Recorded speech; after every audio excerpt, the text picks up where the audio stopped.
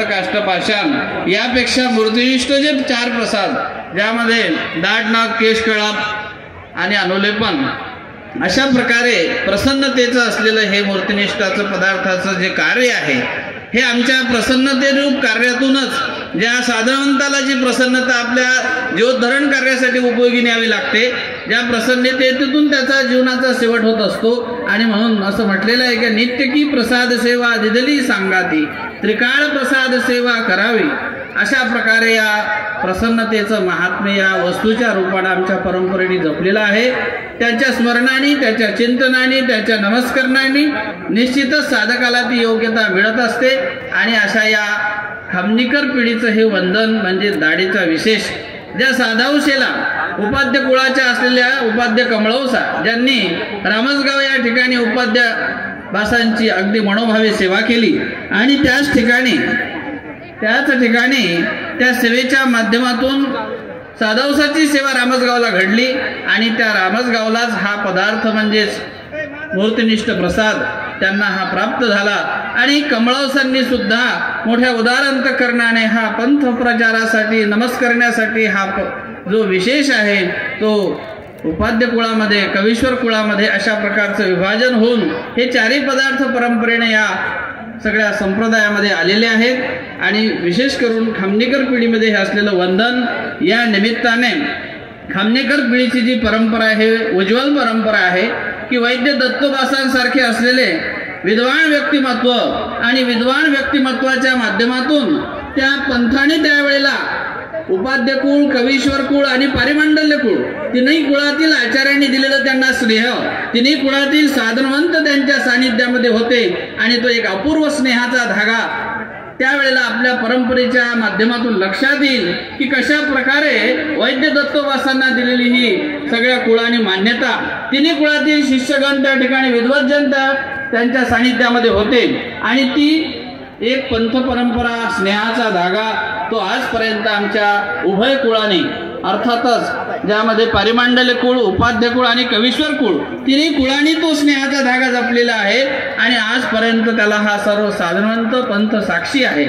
अशा प्रकारचं हे महात्म्य या वैद्य दत्तोबासांनी, त्यांच्यानंतर जे खामनीकर नागोव्यास आणि नागोव्यासांपासून ही परंपरा पुढे अशाच प्रकारे चालत आलेली आहे.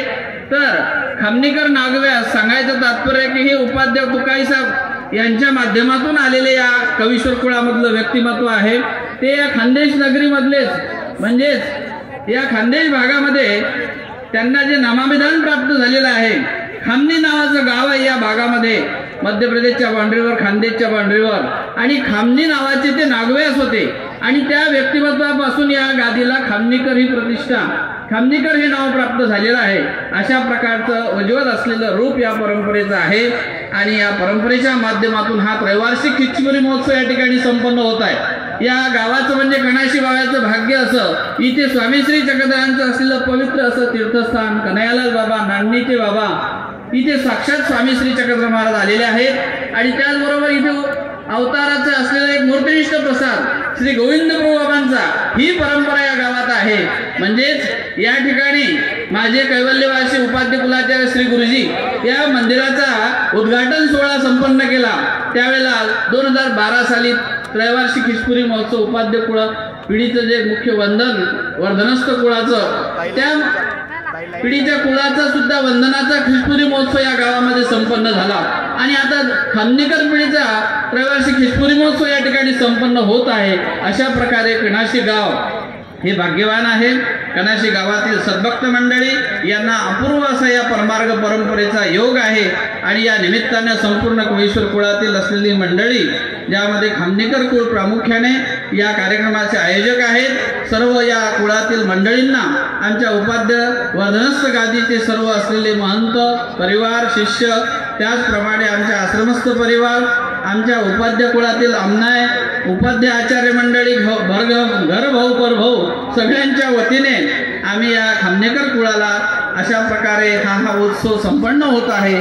एक परंपरागत असलेला मूर्तिनिष्ठ पदार्थ आणि त्या माध्यमातून हा सोहळा संपन्न होत आहे. या सोहळ्याला अगदी मनपूर्वक आम्ही सगळ्यांच्या वतीनं शुभेच्छा देत आहोत. कारण काल या कुळामध्येच असलेलं ज्येष्ठ श्रेष्ठ व्यक्तिमत्व कैवल्यवासी कुरुंदानिवासी बाबाजी हे सुद्धा देवदर्शनाला गेलेत, पण तरी सुद्धा एक परनिष्ठ प्रक्रिया असते, ज्याला परनिष्ठ आपण कार्य म्हणतो.